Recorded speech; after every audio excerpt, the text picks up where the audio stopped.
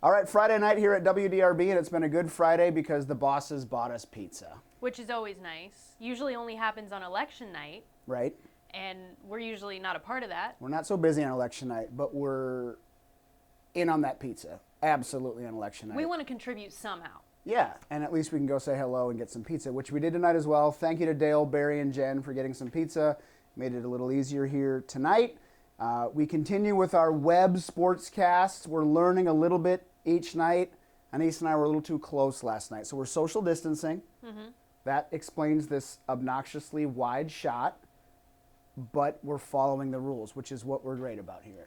And it helps as all these, unfortunately, these businesses that partake in the beauty upkeep, especially for women, shut down. The farther away we can keep this camera, the better for me.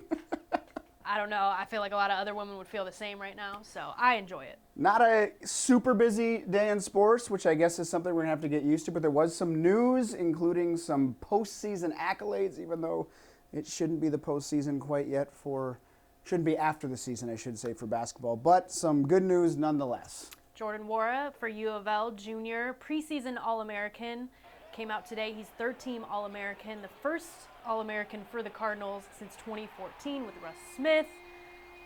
And he was voted first-team All-ACC just earlier this month. He finished his senior season averaging 18 points, nearly 8 rebounds per game. Duke's Vernon Carey Jr. and Trey Jones, the only other two ACC players to be named All-Americans. Rick Bozich, of course, has more on the website right now at WDRB.com. Just down 64, there is a superstar in the making, and we say that a lot when it comes to the men's team at UK, but my goodness, Ryan Howard's going to be a problem.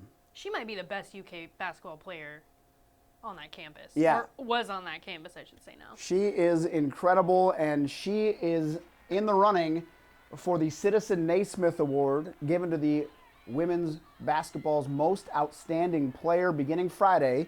Fans can cast their ballot online. The fan vote accounts for just 5% of the overall vote, but that's a big 5%. The winner will be announced April 3rd. Howard would be the first UK women's player ever to win the award and just the 5th sophomore ever to take home the honor. With that said, let's see what everyone else in the WDRB Sports Department's up to today. The NCAA is working on a ruling that would give spring sport athletes an extra year of eligibility. Gabbi Jenkins would love that possibility. She is a senior at Indiana University, a Floyds Central product, started 4 years on the softball team, and she would love to play one more year, but she also realizes that what happens today is not promised tomorrow.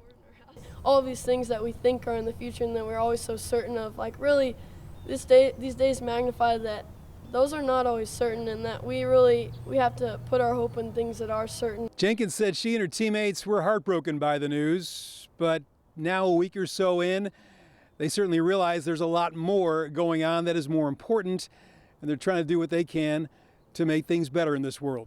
Tom Lane, WDRB Sports. I thought about going out to Churchill Downs to tape this segment, but figured it's best to not travel if you don't really have necessary travel to do. So you get me today from here in the basement. And I want to talk about the Kentucky Derby. It's why I was thinking about going to Churchill, because one of the things I miss about the Kentucky Derby is all the trainers, the weeks leading up to the race. But I don't have to miss that completely because of the way college basketball coaches lately are talking about their teams. You know, with the NCAA tournament canceled, it's amazing how many coaches are willing to say they thought they were going to win it.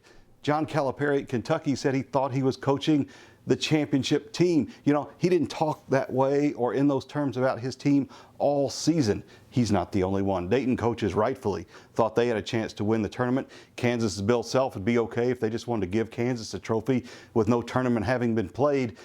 It's crazy. If you listen to trainers in the weeks leading up to the Derby, every horse is right where they want them. Every workout is perfect. Everything is just right. Every horse is 100% ready for the Derby. Until that starting gate opens and you see what actually happens.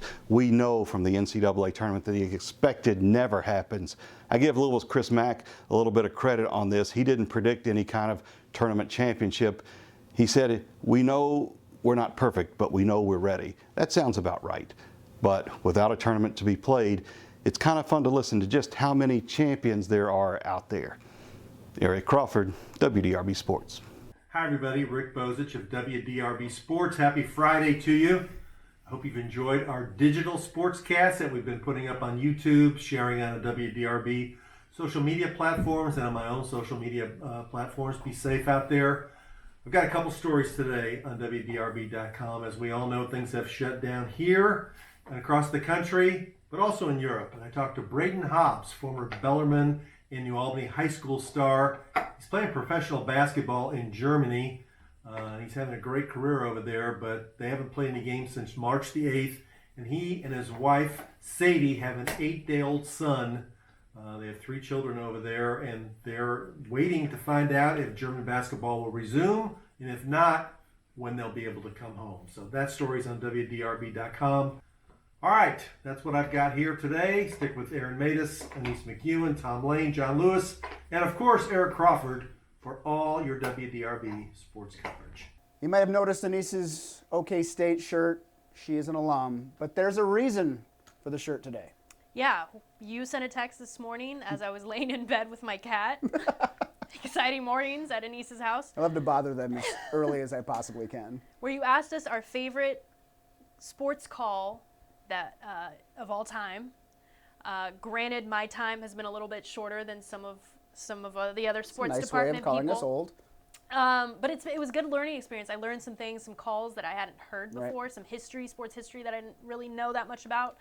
Of course, mine related to a very famous play in Oklahoma State football But we history. won't say it. We won't say it because you need to go onto WDRB.com, click on sports, and there you will find all of our favorite calls. Yep.